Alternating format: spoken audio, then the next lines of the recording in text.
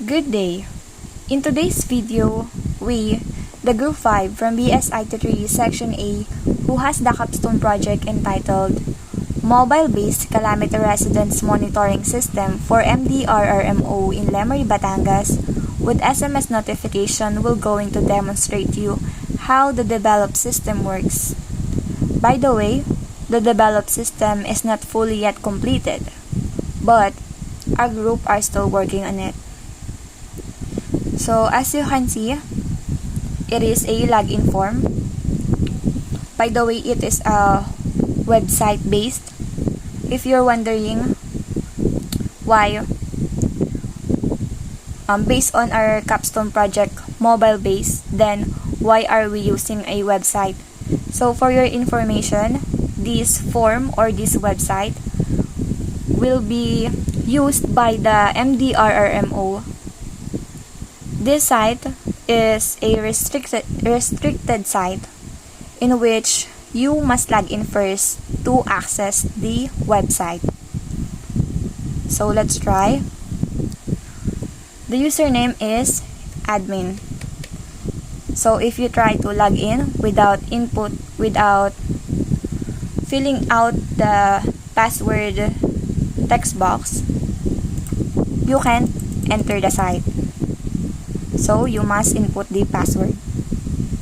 So the password is admin as well. Then log in.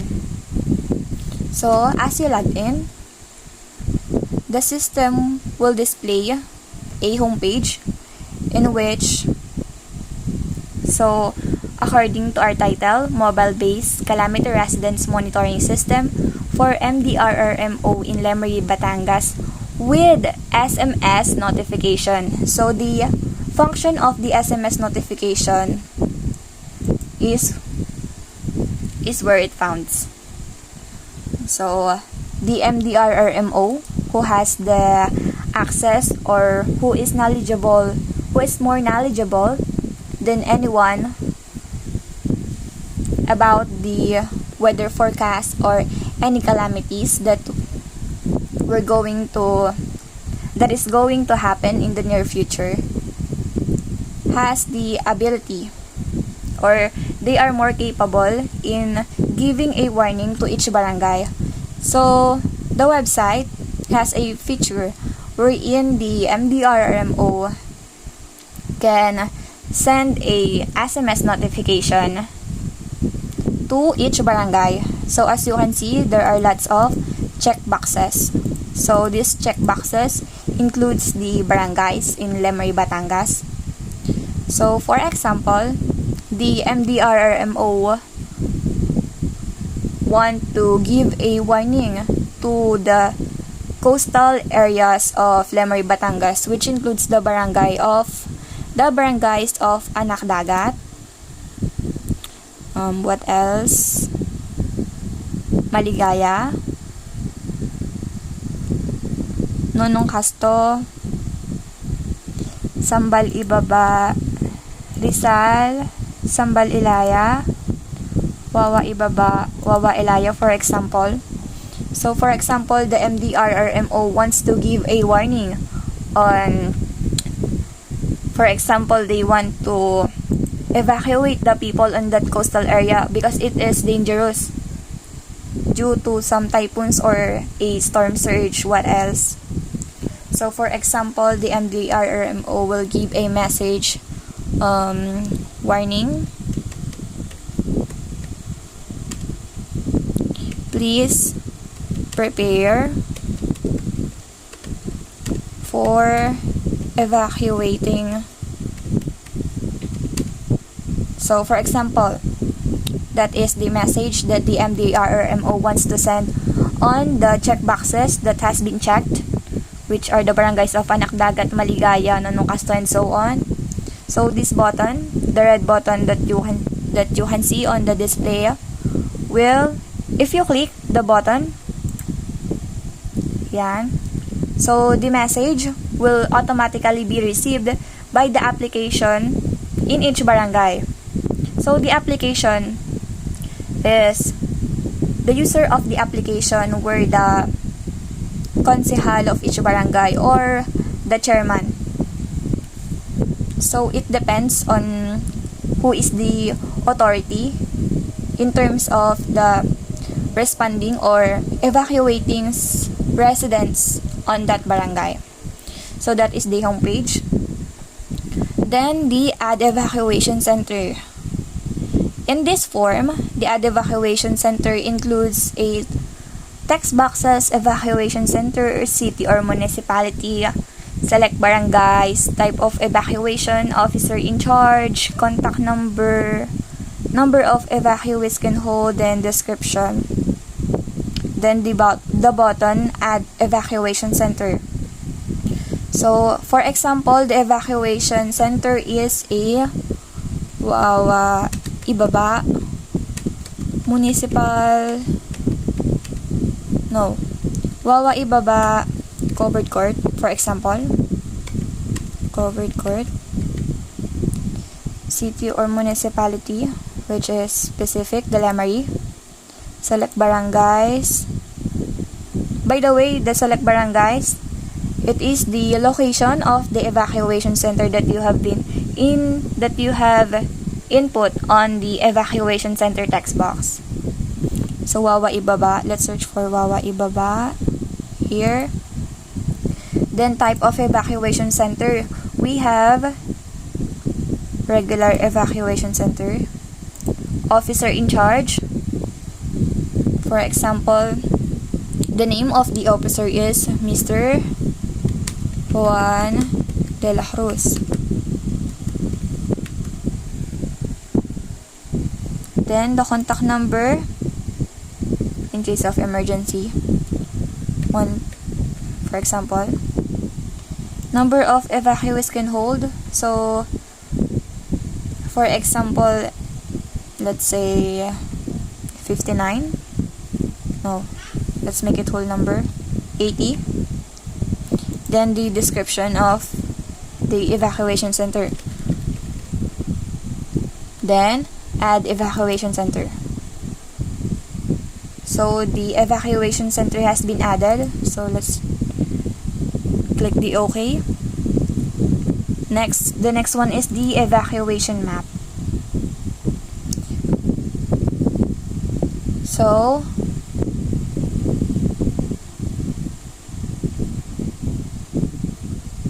it's still loading.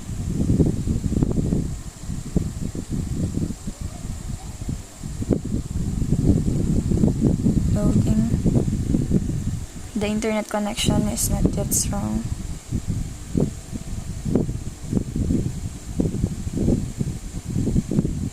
So let's proceed to the evacuation centers. So the evacuation centers will display the evacuation center list.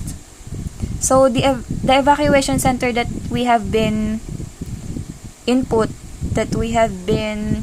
fill out in the add evacuation center form will going to save here. So where is that? Here, the data that we have been inputted previously.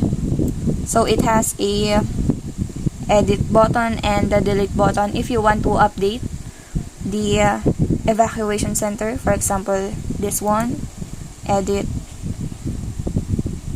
For example, the number of evacuees can hold have been changed to 100. Then click the update evacuation center. So the local host's evacuation center has been updated. So let's check. So the capacity, which is 80 previously, after that we have been updated the capacity and changed it to 100.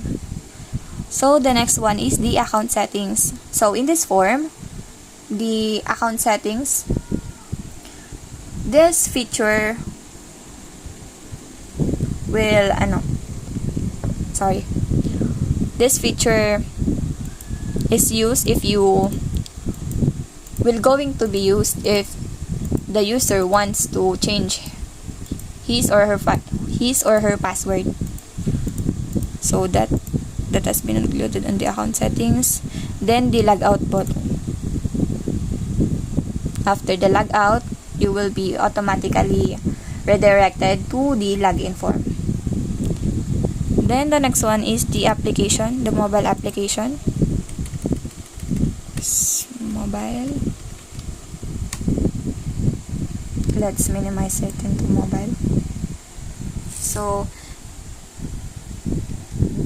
this is the mobile application. It is not yet transferred into an application which you can use on your phones. So this application will be going to use by the residents and the officers in the barangay. So just like the website, it is also for authorized personnel only. But the residents has the access to it also. Why we add that feature? That is because, for example, the officers listed all the evacuated families.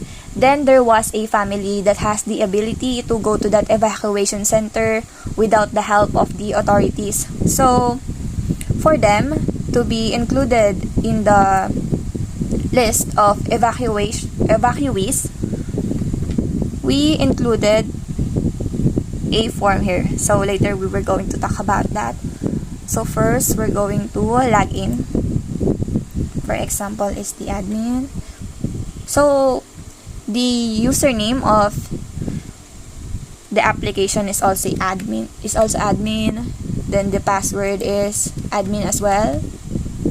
Then log in. So after logging into the form, the application will display the send push notification just like the website. It is for the interaction or communicating from between the residents to MDRRMO and the MDRRMO to the residents or the officers. Send push notifications. The display are it's just like the website. Then let's go back to home. Evacuation centers.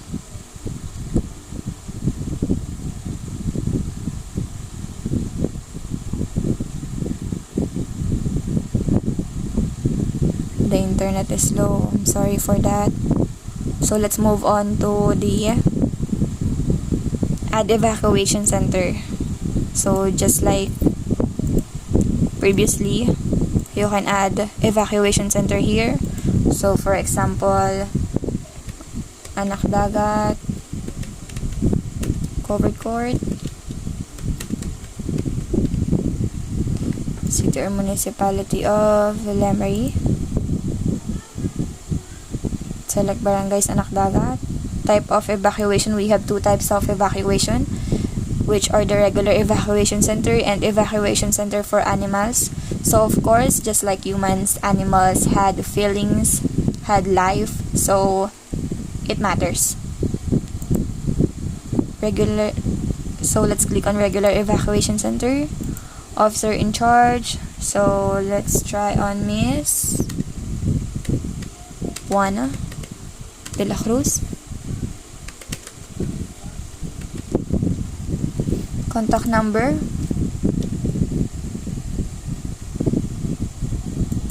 Capacity. For example, it is A150. Then the description. Then add evacuation center.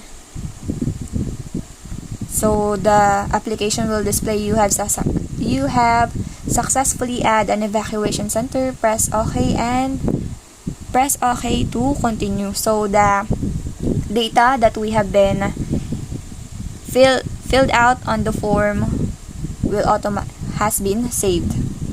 So let's back to evaluation registration form. So that is it.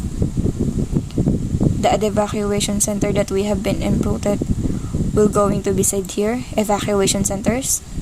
So it is that Anak Dagat, Covered Court, anak dagat, municipality. So let's to see the full. Okay. So the evacuation center that we have been filled out previously, which is the anak dagat, will going to be listed here. Right here. It is this one, anak dagat, covered con anak dagat, which is the location, municipality of Lemery. The contact person is Miss Juana de la Cruz, and it is her contact information. The capacity is 150. So just like what's on the website, it also has a button in which you can update the information that we have been inputted here, and there is the delete button in which basically the information were going to be deleted if you were going to click that button. So we also included a search engine wherein to ease the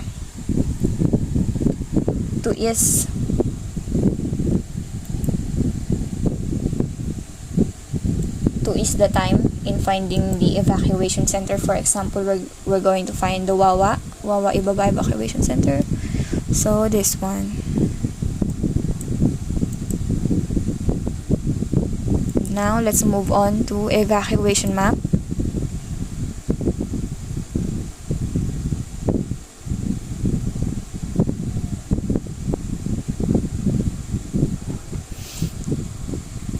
The evacuation map is not working because of the internet connection. We're sorry for that. By the way, the evacuation map will display a map, basically map in which it will give you a direction. It might give you a direction to that evacuation center. So now let's proceed to the account settings. So just like what's on the website for the MDRRMO, it also includes the account settings form wherein the user can update his or her password. The next one is the logout, in which you will be redirected to the login form again. So let's minimize it. So just like what I'm talking about recently, we also included the form for the residents who has the ability to go to the evacuation themselves because they are capable with. So it is, you just have to click the button, don't have an account, register here, click that one. Then the application will going to display the form in which you must fill out this. Name, for example, my name, Justin Faye and Grueso. Address, Lemery. Contact number, birthday, username. For example, I want the username Faye. Password, Grueso 05, because 5 is my birthday. Alright. Then register. Click register to register your information. Then after that, you can have the access to the application. Let's click the back to login. So the application says you have successfully registered. So basically, if you're going to log in, the username and the password that you have been inputted on the form is the information that you must put to log in. So username Faye, the password is Grueso 65. So let's check if no 65, it's 05. Let's check. The show password isn't working yet. Then the login.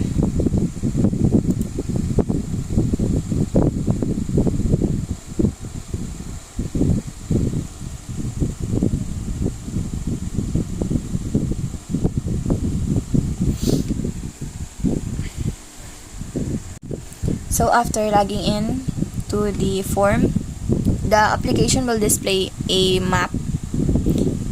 So it is a map. I'm sorry because it is not working due to the internet connection. Then it has a hamburger menu, which includes the homepage.